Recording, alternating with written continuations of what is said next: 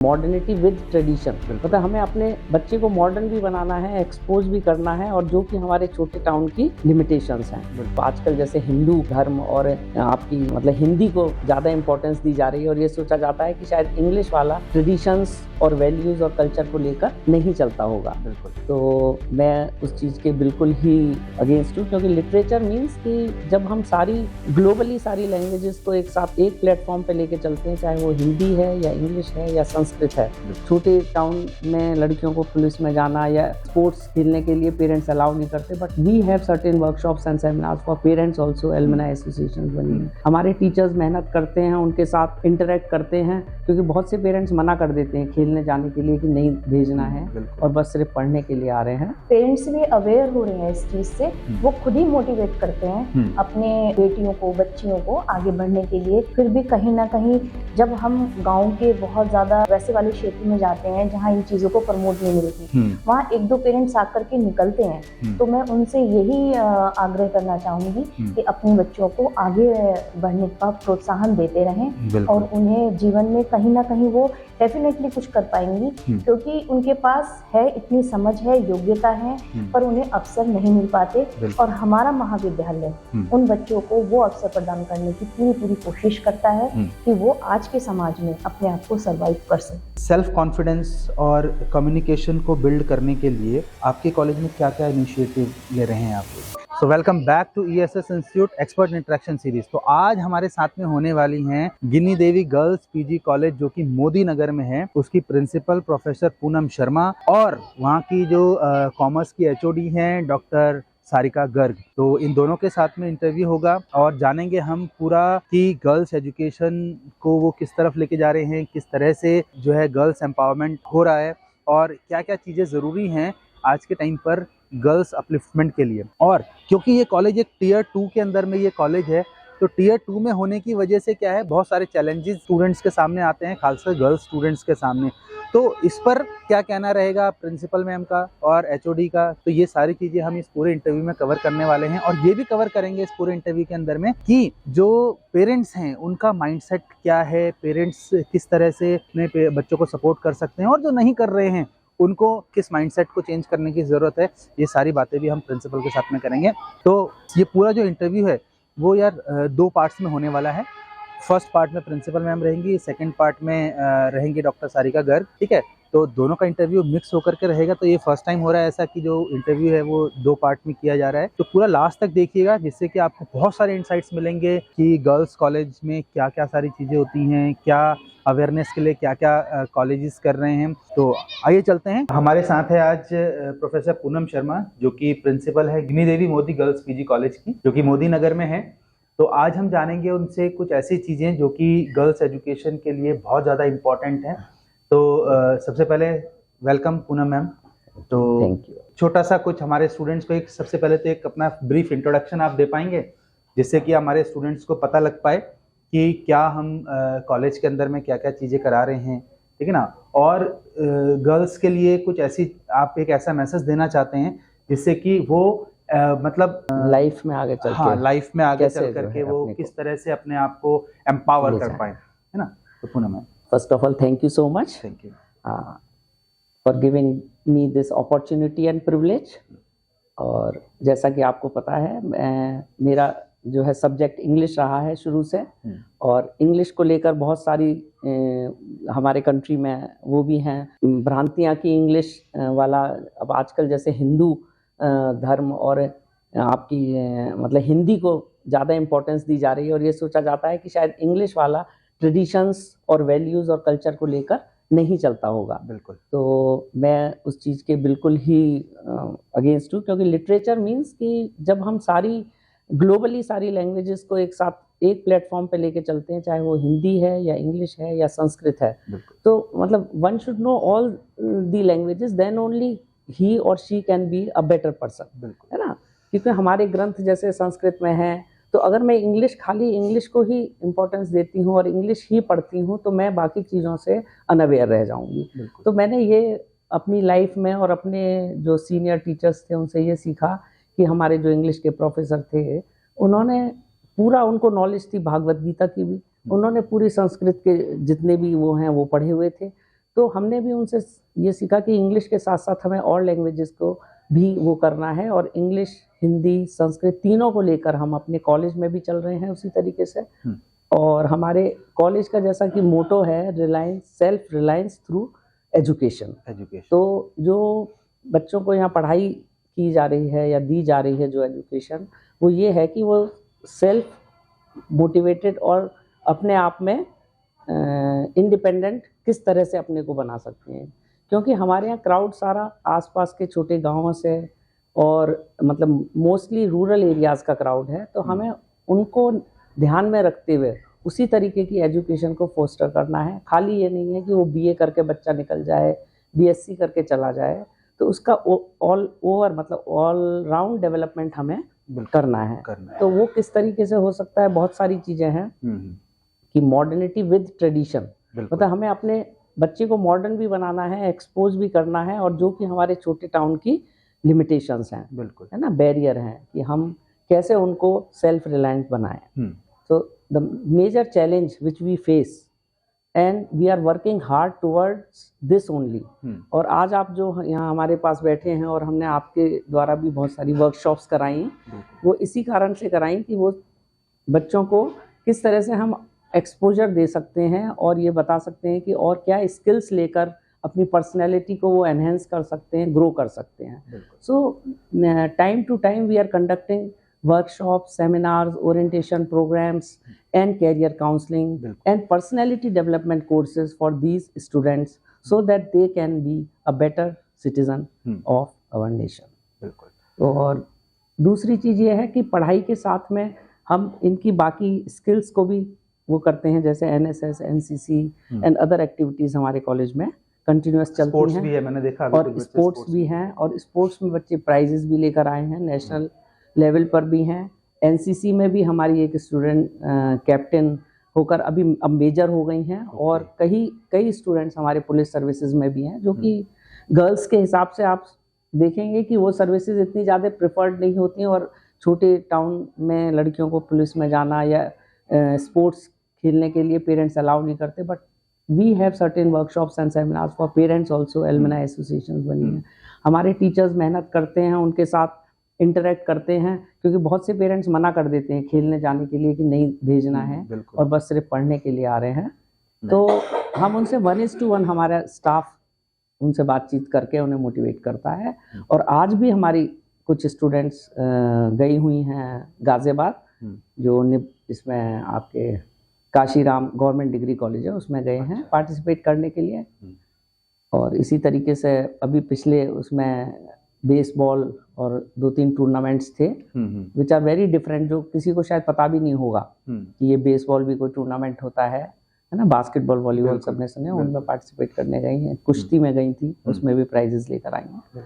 तो यही कहना है। काशीराम में हमारे भी बच्चे पढ़ते हैं, काशीराम के साथ में हमारा भी टाई अप है, साइंस में उनके साथ भी हमारा काशीराम, हाँ काशीराम में है। और कौन सा कॉलेज था जितेंद्र, एक और था, आज अटल जी की जयंती पर वहाँ कार्यक्रम है, जिसमें कि ये इनका डिबेट कंपटीशन है और काव्य पाठ भी है उनका, अटल जी की कविताओं को लेकर, उसमें हमारी हिंदी की प्रवक्ता गई हुई है। तो मैम एक क्वेश्चन ये था आपके साथ में कि टीयर 2 की सिटीज़ में रहने वाली, टीयर 2 सिटीज़ में रहने वाली गर्ल्स के साथ में क्या चैलेंजेस आते हैं? मतलब बेसिकली क्या उनका फैमिली रिस्ट्रिक्शन आता है, या फिर वो अवेयर नहीं होती चीज़ों से, या फिर आपको क्या लगता है कि किस तरह की चैलेंजेस एक गर्ल्स स्टूडेंट के सामने आते हैं टीयर 2 सिटीज में बेसिकली? क्योंकि टीयर 1 में तो उनके पास में बहुत सारी अपॉर्चुनिटीज हैं, रिसोर्सेज भी हैं, बट टीयर 2 में वहां पर क्या चैलेंजेस आपको लगता है कि उनके सामने आते हैं? अभी जैसा कि मैंने कहा कि अपॉर्चुनिटीज होते हुए भी उनको अवेयरनेस नहीं है उन अपॉर्चुनिटीज की, है ना। तो उसके लिए ही हम आप जैसे लोगों को और बाकी इंडस्ट्री के लोगों को भी बुलाते हैं, समय समय पर कैरियर काउंसलिंग कराते हैं, वर्कशॉप्स कराते हैं, ताकि वो बच्चे अवेयर हों। क्योंकि सबसे बड़ा चैलेंज यही है कि बच्चों के अंदर कैपेबिलिटीज हैं, सब कुछ है, लेकिन एक्सपोजर नहीं है, उनको पता नहीं है कि मुझे कहाँ जाना है, क्या करना है। तो for that we are taking special classes and our teachers are working hard for that. उनका टैलेंट निकाल के फिर उसी फील्ड में हम बच्चे को आगे मोटिवेट करते हैं और उसको ले जाते हैं। बिल्कुल। स्किल डेवलपमेंट एंड एम्प्लॉयबिलिटी के लिए आप क्या एक्स्ट्रा कर रहे हैं कॉलेज के अंदर में? ये जो मैंने बताया ये सारा स्किल डेवलपमेंट के लिए ही है ना, कि स्किल्ड बच्चे के पास स्किल होगा तभी वो जा सकता है, कि अगर कंप्यूटर्स आता है तभी वो किसी फर्म में जॉब के लिए अप्लाई कर सकता है। अगर बेसिक नॉलेज ही नहीं है उसको तो वो किस तरीके से आगे प्रोसेस किएगा। अब जैसे बहुत सारे स्टूडेंट्स ऐसे होते हैं जी जो कि ये मतलब उनको ये रहता है कि पेरेंट्स हमारे मना कर रहे हैं या पेरेंट्स उनको कुछ नहीं करने दे रहे, तो ऐसे पेरेंट्स को भी आप कुछ बोलना चाहेंगे? बिल्कुल बिल्कुल, मेरा कहना यही है कि स्पेशली गर्ल्स कॉलेज में और गर्ल्स के साथ में ये बहुत बड़ा चैलेंज है कि पेरेंट्स अलाउ नहीं करते और बहुत सी रेस्ट्रिक्शंस रहती हैं कि नहीं देर हो गई, जल्दी हो गया। अगर बाहर हम कहीं भेजना चाहें या किसी भी प्रोग्राम को अटेंड करने के लिए या जॉब्स के लिए एप्लीकेशन, वो कहते हैं नहीं इनकी शादी करनी है। हाँ, तो वो बहुत बड़ा चैलेंज है कि भाई शादी के साथ साथ काफ़ी हमने अवेयर किया है। और ये जो गर्ल्स कॉलेज हमारा खुला था वो इसी धारणा से, जो हमारे DK मोदी सर हैं और उनके जो पूर्वज थे गुजरमल मोदी जी और KN मोदी जी, उन लोगों ने इसी पर्सपेक्टिव से खोला था कि यहाँ की गांव की लड़कियों को अपॉर्चुनिटीज़ दी जाएं और ये बाहर निकलें और एक सेफ एनवायरनमेंट, मतलब कोएड कॉलेज होने के बाद एक गर्ल्स कॉलेज में एक पेरेंट्स को ये सेफ्टी सिक्योरिटी रहती है कि थोड़ा गर्ल्स का ही है, ओनली फॉर गर्ल्स। लेकिन अब धीरे धीरे उस भ्रांति से भी हमें निकलना पड़ेगा और निकालना पड़ेगा पेरेंट्स को कि ऐसा कुछ नहीं है, क्योंकि हमें जब इक्वलिटी, विमेन एम्पावरमेंट, इस तरीके की चीज़ें हम सोसाइटी में कर रहे हैं और इन चीज़ों को हमारे प्रधानमंत्री जी भी मोटिवेट कर रहे हैं कि भाई है ना, लड़कियों के लिए बहुत सारी योजनाएं हैं और बहुत सारे प्रमोशन हैं, स्कॉलरशिप्स हैं, फोन डिस्ट्रीब्यूशन है, तो फिर हमारा भी योगदान उसी तरीके से चल रहा है। हाँ, उनको लेकर। बिल्कुल। तो ये जो पोर्शन था, ये इंटरव्यू एक्चुअली 2 पोर्शन में है, एक पूनम मैम के साथ में और एक सारिका मैम के साथ में।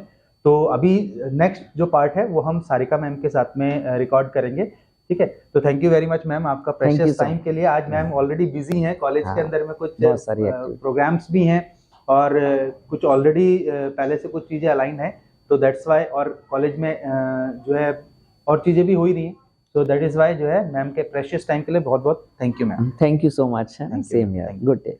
तो अब हमारे साथ में हैं डॉक्टर सारिका गर्ग मैम, और जो कि आगे इस पूरे इंटरव्यू को आप कंटिन्यू करेगी, ठीक है? तो welcome Sarika ma'am. Thank you sir. तो 2-3 क्वेश्चंस तो मैंने ऑलरेडी प्रिंसिपल मैम से पूछ लिए थे, तो आगे के क्वेश्चंस मैं आपसे पूछूंगा अभी, है ना? जैसे कि आपके डिपार्टमेंट में कौन कौन सी ऐसी चीज़ें हैं या कौन कौन से ऐसे इनोवेशंस हैं जो कि स्टूडेंट्स को जो है स्टूडेंट सेंट्रिक हैं एक तरह से, मतलब जो स्टूडेंट के बेनिफिट के लिए आप लोग काम कर रहे हैं? सर वैसे तो आपको पता ही है, जैसे मैम से बात हो चुकी है कि हमारे यहाँ पर रूरल एरिया से ज़्यादा आते हैं स्टूडेंट। बिल्कुल। फिर भी हम आज, क्योंकि जैसा आपको पता है कि आज आधुनिकीकरण है पूरा, इतना लोग आगे निकल चुके हैं, पर फिर भी हमारे यहाँ के स्टूडेंट्स फिर भी थोड़ा पीछे हैं। तो हम पूरी कोशिश करते हैं कि आजकल के एटमॉस्फेयर से उनका लेवल मैच करने के लिए हम उन्हें प्रोजेक्टर के थ्रू एजुकेशन देते हैं, ID बनाना, तरह तरह की हम वर्कशॉप कराते हैं, जिससे कि वो बाहर जाएंगे, जब दूर कहीं जाएंगे तो उन्हें वो एटमॉस्फेयर अजीब ना लगे। उनकी पर्सनैलिटी डेवलपमेंट के लिए हम वर्कशॉप कराते रहते हैं, डिफरेंट टाइप्स की गेम्स कराते रहते हैं, और बहुत सारी चीज़ें ऐसी हैं जो हमारे उन्हें नहीं पता, उनको हम प्रोवाइड कराते हैं। ठीक है।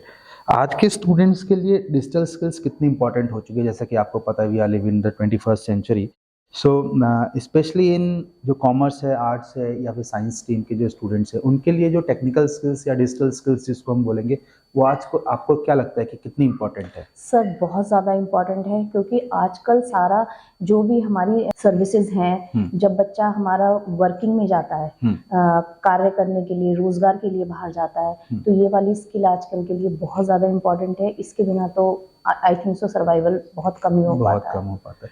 ठीक है, कंपटीशन इतना है आज। उन पेरेंट्स को आप क्या बोलना चाहेंगे जो पेरेंट्स जो है डिजिटल स्किल से पीछे भागते हैं या फिर बच्चियों को कहते हैं कि नहीं ये आपके लिए ज़रूरत नहीं है आपकी?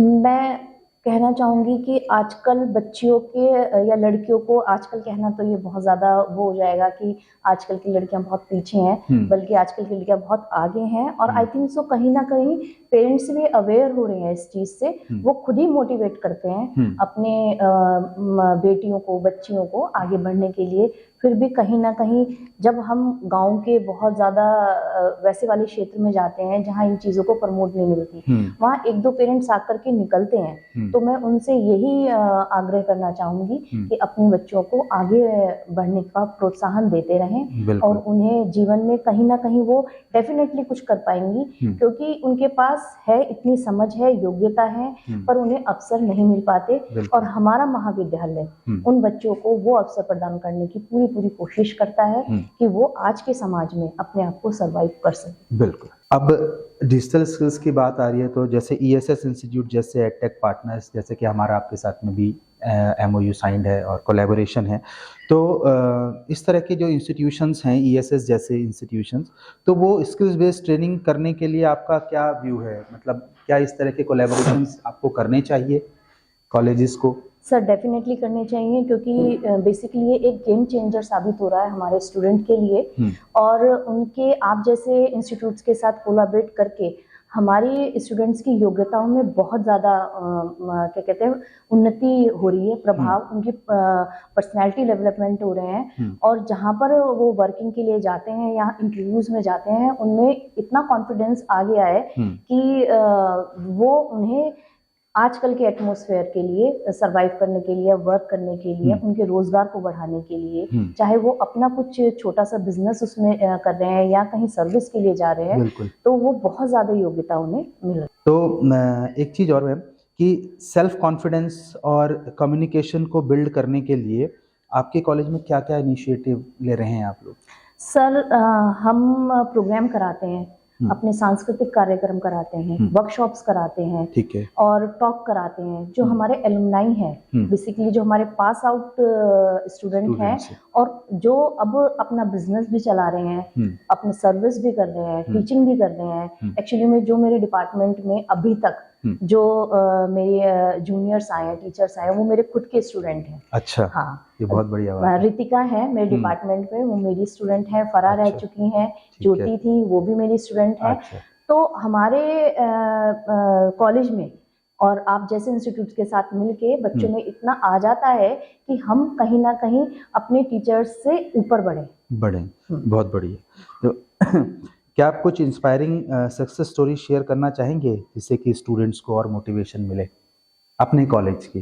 जैसे आपने एलुमनाइज की बात करी है अभी। हाँ सर, एलुमनाइज हमारे यहाँ बहुत हैं। बेसिकली मैं दोनों ही डिपार्टमेंट से बिलोंग करती हूँ, कॉमर्स डिपार्टमेंट से भी और इकोनॉमिक्स डिपार्टमेंट से। ठीक है। तो हमारे यहाँ पर हैं काफ़ी सारे बच्चे हैं जो बैंक्स में आजकल, और जिन्होंने गवर्नमेंट जॉब ली है बैंक में, और विजेता है उनका नाम। हमारे यहाँ की बहुत अच्छी स्टूडेंट रह चुकी हैं, वो बहुत मोटिवेट करती हैं, क्योंकि अर्थशास्त्र और कॉमर्स दोनों ही अपने आप में एक बहुत अच्छा सब्जेक्ट है बिल्कुल उसमें जाने के लिए। तो उन लोगों को हम बुलाते हैं, उनकी आपस में बच्चों से बात कराते हैं, वो अपने एक्सपीरियंस शेयर करते हैं कि उन्होंने किन किन कठिनाइयों का सामना किया और उन कठिनाइयों को सामना करने के लिए हमने उन लोगों की कैसे हेल्प की है, पर्सनली भी, फोन पर। आजकल तो खैर फोन्स का और इनका जमाना है, यूट्यूब का, तो बच्चों को वैसे भी बहुत हेल्प मिल जाती है। हमने अपने पर्सनल भी बहुत ज्यादा उन्हें कोचिंग दी है, एडवाइजेस दी हैं, फॉर्म भराए हैं। तो बहुत सारे स्टूडेंट हैं, विजेता हैं। अभी हाल ही में मुझे और किसी का नाम नहीं आ रहा याद, हमारे यहाँ पे बिजनेस भी स्टार्ट किया हुआ है छोटे स्तर पर। अच्छा। लड़कियों ने, क्योंकि जैसा आपको पता है कि थोड़ा गांव वाला माहौल है हमारे कॉलेज में लड़कियों का, तो जैसे अचार बनाने का, पापड़ बनाने का, बिल्कुल वो अपने घर पर जिन बच्चों को बाहर जाने की परमिशन नहीं मिलती, उन्होंने छोटे छोटे उद्योग, सिलाई करने का, कढ़ाई करने का, यहाँ से प्रेरित हुआ है, हमने उन्हें सपोर्ट किया है। अचार और पापड़ बनाने के बिजनेस से याद है, ये छोटे बिजनेस नहीं है, इनको बहुत बड़े स्केल पर किया जाता है। आज आप देखेंगे टॉप्स है, निलॉन्स है, आज 100-100 करोड़ रुपए की कंपनियां हैं, है ना। बहुत बड़ी लिज्जत है, जो कि घर से शुरू हुआ, एक महिला ने शुरू करा, और आज लिज्जत आप पूरे इंडिया के अंदर में और इवन इंडिया से बाहर भी है, ठीक है ना। और आज 10,000 से ज्यादा जो महिलाएं हैं वो डायरेक्टली और 30,000 से ज्यादा इनडायरेक्टली, मतलब लगभग 40 से 45,000 जो महिलाएं हैं वो उस उद्योग से जुड़ी हुई है। मतलब पापड़ बनाने के बिल्कुल बिल्कुल बिल्कुल। उद्योग। तो ये छोटे नहीं है, इनको अगर किया जाए सर तो ब्रांडिंग, इसको ब्रांडिंग अगर किया जाए तो अच्छे लेवल पर इनको ले जाया जा सकता है। सर वही अब बच्चों को हमने बताया आप स्टार्ट करो, पर उन्हें ब्रांड कैसे बनाना है, ब्रांड कैसे है ना, बनाना तो वो उन्हें हमें गाइड करना है बिल्कुल कि कैसे करेंगे। तो वही अभी बच्चों ने स्टार्ट किया है, तो ब्रांडिंग करने में अभी टाइम तो लगता ही है। उसके लिए स्किल्स की रिक्वायरमेंट, स्किल्स, हाँ डेफिनेटली उसके लिए स्किल्स की रिक्वायरमेंट पड़ेगी, क्योंकि आप छोटा मोटा काम तो कर लेंगे लेकिन हाँ। उसको बड़े स्केल पर लेके जाना है, बड़ा करना है ना। आप अकेले कर रहे हो, 4 लोगों को अपने साथ में लेना है ना, उनके साथ में मिलकर के आगे बढ़ना, तो उसके लिए आपको स्किल्स रिक्वायर्ड होंगे, है ना। बिल्कुल ठीक है। तो आप जो न्यू एज स्टूडेंट्स हैं, न्यू एज स्किल्स जैसे कि एआई हो गया और डेटा एनालिसिस हो गया या डिजिटल मार्केटिंग हो गया, अकाउंटिंग टूल्स हो गया, ठीक है ना, इन पर स्टूडेंट्स को ट्रेनिंग एक्सपैंड करने के लिए आप क्या प्लान कर रहे हैं? कुछ ऐसा है जैसे कि जो आजकल के ट्रेंडिंग जो एआई टूल्स हैं या फिर ट्रेंडिंग जो आईटी स्किल्स हैं, डेटा एनालिसिस हो गया, अकाउंट मास्टरी हो गया, अकाउंट्स के स्टूडेंट्स के लिए, क्योंकि आप अकाउंट्स फील्ड से हैं, तो अकाउंट मास्टरी हो गया या टैली हो गया अकाउंटिंग सॉफ्टवेयर में, तो इस तरह के कोर्सेज के लिए क्या आप स्टूडेंट्स को गाइड करते हैं? सर हमारे यहाँ पर कंप्यूटर लैब है, तो उसमें टीचर्स हैं, उन्हें अकाउंटिंग टैली जो बेसिक कंप्यूटर की है नॉलेज वो दी जाती है, वहाँ पर उन्हें बताते हैं कि कैसे यूज करते हैं। ठीक है। तो और जो है आपको लगता है कि जैसे ईएसएस है, हमारे जो कोर्सेज हैं जो कि वो कर करके भी और ज्यादा अपने आप को अपग्रेड कर सकते हैं? डेफिनेटली सर, वो तो होता ही है। हाँ। हमारे यहाँ पे बहुत अभी मैं ये तो नहीं कहूँगी बहुत अच्छे स्तर पर अभी छोटे लेवल पर बच्चों को गाइड किया जा रहा है, पर आने वाले टाइम में हम उसको आगे बढ़ाने के लिए और इम्प्रूव करने के लिए और कोशिश करेंगे जिससे वो कर पाए। ठीक है। तो आप स्टूडेंट्स को क्या एडवाइस देना चाहेंगे जो कि अपने करियर को चूज कर रहे हैं अभी, जैसे 12th पास होने के बाद में जो स्टूडेंट्स अभी आ रहे हैं कॉलेजेस के अंदर में, जो अभी नए सेशन में एडमिशन होंगे, तो उनको क्या आप गाइड करना चाहेंगे? सर मैं हमेशा स्टूडेंट को ये गाइड करती हूँ कि जो भी आप करना चाहते हो कैरियर में, पहले वो आपकी हॉबी हो, क्योंकि आप यदि किसी भी फील्ड में सक्सेस होना चाहते हैं तो जो आपकी हॉबी होती है, या तो उसे आप अपना बिजनेस बना लें, तो आई थिंक सो आप तभी सक्सेसफुल हो पाते हैं। तो जिसमें आपको इंटरेस्ट हो, जिसमें आपको करने में मजा आ रहा हो, जो आप पे एक लोड ना हो, क्योंकि आज भागदौड़ का जमाना है, बिल्कुल सब बहुत बिजी हैं, बहुत लोड होता है। तो यदि हम अपनी हॉबी को ही अपना बिजनेस बना लें तो डेफिनेटली हम कहीं ना कहीं अचीव कर पाएंगे अपने टारगेट्स। ठीक है। पेरेंट्स ऐसे जो हैं, कई बार ऐसा होता है कि जो पेरेंट्स हैं जो बच्चियों को अपना सपोर्ट नहीं कर पाते, है ना, करना चाहते हैं बट करते नहीं हैं। या समटाइम ऐसा होता है कि बच्चियां जो है वो करना चाहती हैं, आगे बढ़ना चाहती हैं, अपने लाइफ में कुछ अचीव करना चाहती हैं, बट कहीं ना कहीं वो पेरेंटल सपोर्ट उनको उस तरह से नहीं मिल पाता है फैमिली की तरफ से, तो उसके बारे में आप क्या कहेंगे? सर वो डिपेंड करता है क्या कंडीशन है, क्योंकि जो आपने क्वेश्चन किया है वो कंडीशन भी डिपेंड करता है। एक्चुअली में क्या होता है, कभी पेरेंट्स करना चाहते हैं सपोर्ट, पर फाइनेंशियली वो इतना वीक होते हैं कि उन्हें सपोर्ट नहीं कर पाते। ठीक है। तो सर फाइनेंशियली का तो कुछ है नहीं है, हम भी थोड़ा सा, हम टीचर्स ऐसे करते हैं कि यदि बच्चा अच्छा है, इंटेलिजेंट है, फीस नहीं पे कर पा रहा, तो हम सब उसकी फीस पूरे कॉलेज में कॉन्ट्री कर लेते हैं, मिलके पे कर देते हैं। चलिए ये बहुत अच्छी बात है कि बहुत अच्छा है। अभी लास्ट में हमने अपना रख लेते हैं कि ये नहीं कि फिक्स अमाउंट नहीं रखता, जिस टीचर को जितना देना है अच्छा वो कर देते हैं। बीएससी है, होम साइंस हमारे यहाँ, इकोनॉमिक्स है, एमए, ये हमारे सेल्फ फाइनेंस में कोर्सेज, तो डेफिनेटली इनकी फीस थोड़ी सी ज्यादा है, जो उन स्टूडेंट्स को बहुत ज्यादा वो दे नहीं सकते, तो हम लोग उनको कॉन्ट्री कर लेते हैं। ये बेसिकली हमारी जो गिनी देवी परिवार है उनकी टीचर्स का एफर्ट रहता है। यदि बाहर से भी जो हमारे यहाँ पर आते हैं उनसे हम बोल देते हैं जो दे सकते हैं कि यदि आप कॉन्ट्री करना चाहें उन स्टूडेंट को तो दे दो, और हमें कहीं ना कहीं बहुत हेल्प मिलती है इन चीजों के लिए। कुछ बच्चे ऐसे होते हैं जिनके पेरेंट्स चाहते हैं पर बच्चे इंटरेस्टेड नहीं हो पाते, वो इंटरेस्ट नहीं ले पाते, तो सर उनके लिए तो हम उनको मोटिवेट करते हैं, गाइड करते हैं। अब उन पर है डिपेंड, यदि उन्हें समझ में आ जाए तो वो सक्सेसफुल हो ही जाते हैं, कुछ बच्चे ऐसे हो जाते हैं। तो बिल्कुल, तो इस तरह की चीजें देख करके हमारे अंदर भी ये मोटिवेशन आता है कि हमें भी कुछ करना चाहिए बच्चियों के लिए, है ना। तो इस इंटरव्यू के बाद में मैं आपसे कुछ चीजें डिस्कस करूंगा, ठीक है ना, जिसमें हम आपके बच्चियों को, हर एक बच्चे को, ठीक है ना, कि कुछ हम देके जाएंगे जरूर। सर आप बहुत वैसे ही दे रहे हैं, आप इतनी बड़ी नॉलेज दे रहे हैं हमारे स्टूडेंट्स को, उससे भी बहुत बेनिफिट मिल रहा है हमें। बिल्कुल। तो उसको और ज़्यादा हम लोग कोशिश करेंगे कि और ज़्यादा मिनिमल अमाउंट पर लाने की, जिससे हाँ। कि हर कोई बच्चा कर पाए इसको। हाँ हाँ ठीक है ना, तो इसमें आपका सहयोग भी बहुत ज़रूर रहेगा हाँ। और बाकी स्टूडेंट्स को तो हम करेंगे ही करेंगे।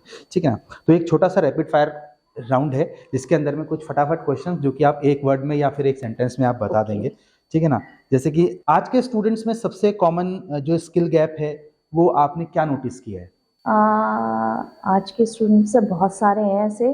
कोई एक या दो जो आप बताना चाहें, स्किल गैप जिसकी वजह से वो आगे नहीं बढ़ पा रहे। सर अनुभव की कमी, अनुभव एक्सपीरियंस। हाँ, एक्सपीरियंस की कमी, और उन्हें जैसे उन्हें क्या चूज करना है, उन्हें ये पता नहीं रहता कि हमें क्या करना है आगे। क्या करना है। ठीक है, फर्स्ट जॉब के लिए मार्क्स ज्यादा मैटर करते हैं या फिर skills? Skills definitely sir. Marks का तो ऐसा है ही नहीं है, मार्क्स तो थोड़े 19-20 हो जाते हैं, पर यदि हमारी स्किल्स इंप्रूव होंगी तो डेफिनेटली हम डेफिनेटली कर पाएंगे। कुछ ना कुछ कर पाएंगे लाइफ। तो मैम ऑनलाइन कोर्सेज सप्लीमेंट हैं या फिर रिप्लेसमेंट हैं जो क्लासरूम ट्रेनिंग? सप्लीमेंट। सप्लीमेंट है, ठीक है। रिप्लेसमेंट तो हो ही नहीं सकता, बिल्कुल नहीं हो सकता। हाँ, लेकिन सप्लीमेंट जरूर करेगा उस चीजों को, है ना, आपके स्किल्स को एनहेंस करने के लिए। ठीक है, स्किल ट्रेनिंग का जो base model short term courses या फिर long term courses? Sir starting में तो शॉर्ट टर्म है, after long term. Long term मतलब स्टार्टिंग में जैसे आप अभी बिगिनर्स हैं तो फर्स्ट सेकंड ईयर में हैं तो शॉर्ट टर्म के साथ स्टार्ट कर सकते हैं, देन फिर फाइनल में आप लॉन्ग टर्म में जा सकते हैं। बिल्कुल ठीक है। क्या आप मानते हैं कि early stage career guidance students के लिए गेम चेंजर साबित हो सकती है? हाँ सर, हो सकती है। अर्ली स्टेज मतलब अर्ली स्टेज से मतलब डेफिनेटली अर्ली स्टेज मतलब जैसे कि अब स्टूडेंट है, अगर वो फर्स्ट ईयर में है, सेकंड ईयर में है, उसको उस टाइम पे गाइडेंस मिल जाए कि आपको क्या करना है अपने करियर में या किस पाथ पे जाना है। समटाइम ऐसा होता है कि उसको पता ही नहीं होता, ना ही पेरेंट्स उतने पढ़े लिखे होते हैं कि वो उसको गाइड कर पाए, ना तो उसका सराउंडिंग ऐसा है क्योंकि हम टीयर 2 में बैठे हुए हैं, और कई बार ऐसा होता है कि टीयर 3 में भी ऐसा है, तो उनके पास में उतना नॉलेज नहीं है कि वो अपने बच्चों को गाइड कर पाए। तो इनिशियल गाइडेंस जब उनको मिल जाता है, उनके लिए क्या वो गेम चेंजर साबित हो सकता है आपके हिसाब से? बिल्कुल। अब जब बच्चा स्टार्टिंग में ही है, यदि उन्हें तभी पता चल जाए कि उन्हें क्या डायरेक्शन लेनी है या उनका इंटरेस्ट क्या है। सर कहीं बच्चा जब आता है उन्हें यही नहीं पता होता कि उनका इंटरेस्ट वाला सब्जेक्ट क्या है या उन्हें किस चीज में ज्यादा मजा आ रहा है। बच्चों को आजकल ये पता ही नहीं है, बिल्कुल नहीं पता। कई बार तो ऐसा होता है, कई कॉलेजेस में ऐसे हमने बच्चे देखे हैं जो कहते हैं कि हमने उनसे पूछा कि आपने बीएससी ऑप्ट किया? हाँ बीएससी ऑप्ट किया। या बीसीए ऑप्ट किया? बीसीए ऑप्ट किया। क्यों किया है?